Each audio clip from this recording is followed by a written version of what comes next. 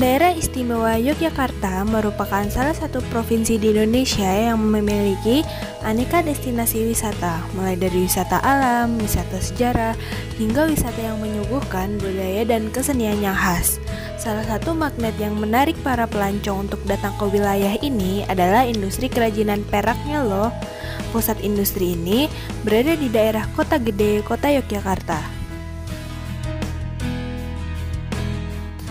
Pada tahun 2021, kerajinan perak di Kota Gede masih lestari dibuktikan dengan banyaknya toko dan pengrajin yang menghasilkan berbagai macam produk perak, mulai dari perhiasan, peralatan dapur, hingga dekorasi.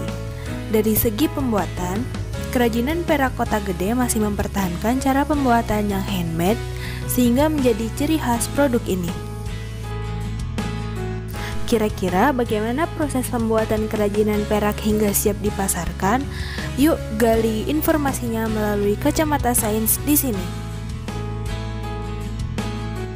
Apakah kamu tahu apa saja bahan dasar dalam pembuatan kerajinan perak khas Kota Gede Yogyakarta? Berikut adalah bahan dasar yang digunakan.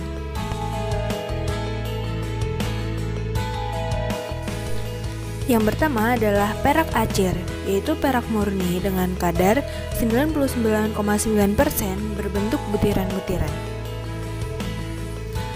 Yang kedua adalah tembaga, digunakan sebagai bahan pencampur karena perak murni terlalu lembek, sehingga harus dicampur supaya bisa dibentuk. Yang ketiga adalah patri atau serbuk perak, berfungsi sebagai bahan penyambung perak atau perekat perak.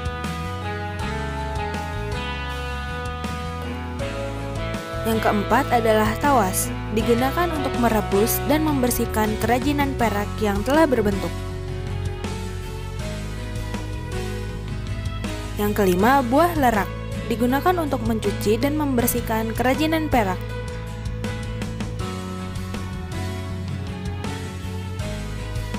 Dan yang keenam adalah jabung.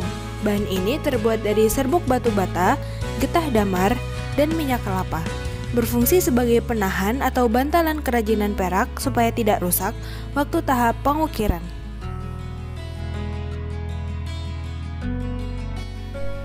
Dalam pembuatan kerajinan perak yang unik dan bernilai tinggi, diperlukan ketelatenan oleh pengrajinnya.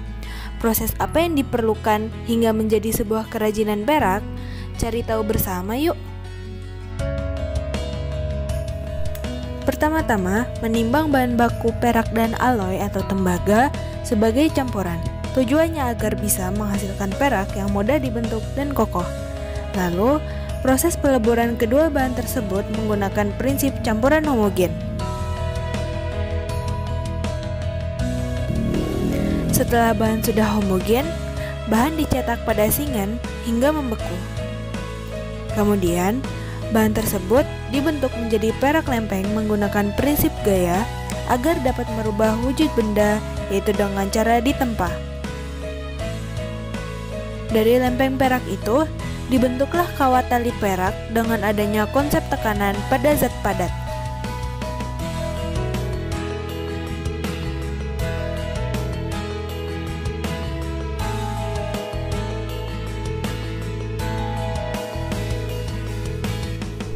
Kemudian, kawat dirapikan dan diperkecil menggunakan raw plate untuk dirakit dengan menggunakan teknik filigree.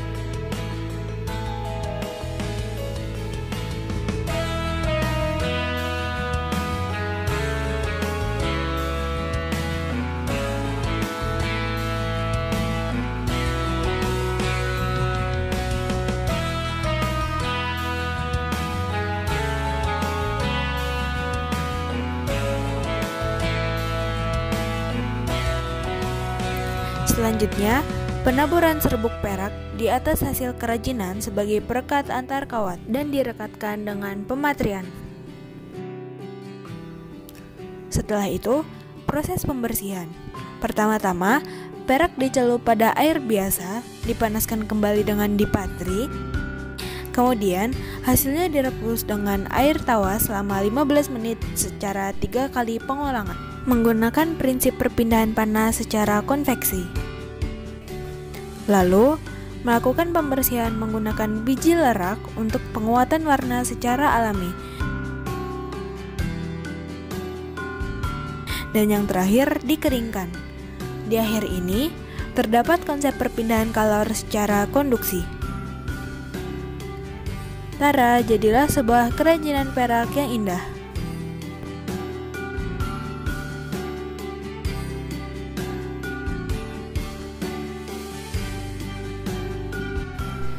Pada model kerajinan perak handmade ini, ada dua jenis teknik yang terlibat selama proses produksi, yaitu teknik pembakaran dan teknik filigree.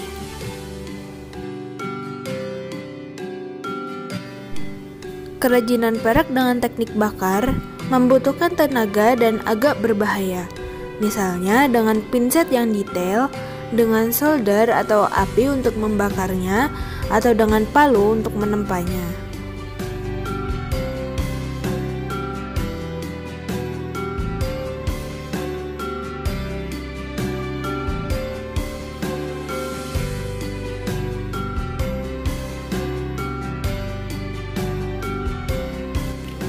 Sedangkan teknik filigree digunakan untuk membuat kerajinan yang lebih kecil, di mana perak batangan harus dipilin terlebih dahulu oleh alat pilin menjadi benang perak atau filigree.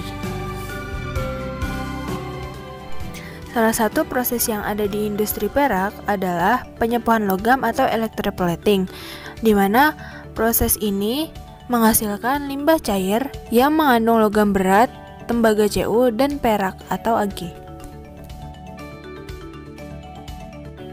Yang apabila dibuang langsung akan merusak lingkungan dan kesehatan. Limbah ini termasuk golongan limbah bahan berbahaya dan beracun atau B3, yaitu sisa suatu usaha atau kegiatan yang mengandung zat cemar.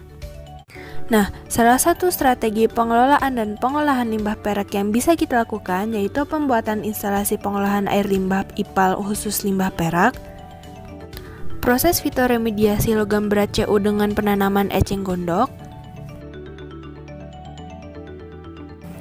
sosialisasi pengelolaan dan pengolahan limbah perak untuk pelaku industri, sosialisasi kesadaran pentingnya lingkungan air tanah untuk warga, serta pengawasan dan kerjasama antar pemerintah, pelaku industri, dan warga untuk melestarikan lingkungan. Perak merupakan salah satu logam yang paling reflektif atau memantulkan cahaya, memberikan kecemerlangan yang cocok untuk perhiasan dan dekorasi.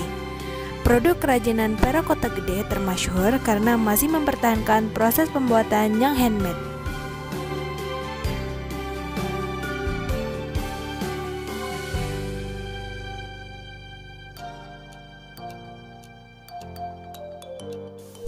Kerajinan perak bisa mengalami proses oksidasi yang membuat warnanya berubah menjadi kusam dan kehitaman.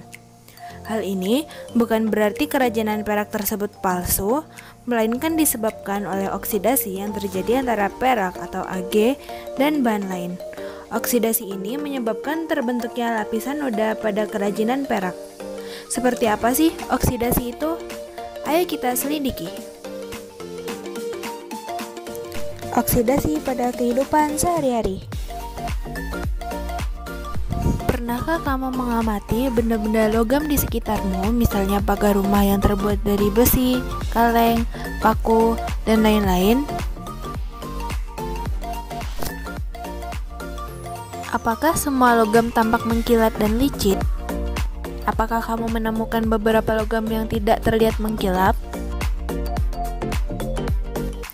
Yuk cari tahu bersama penyebab perbedaan tersebut. Amatilah kondisi paku dan sendok berikut. Identifikasilah minimal 3 perbedaan ciri yang tampak.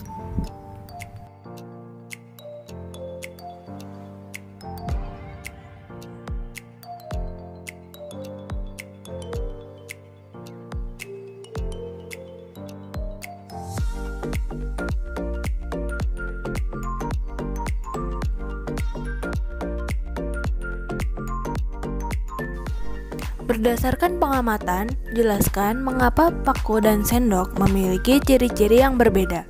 Kaitkanlah dengan proses yang terjadi pada perak di bagian sebelumnya.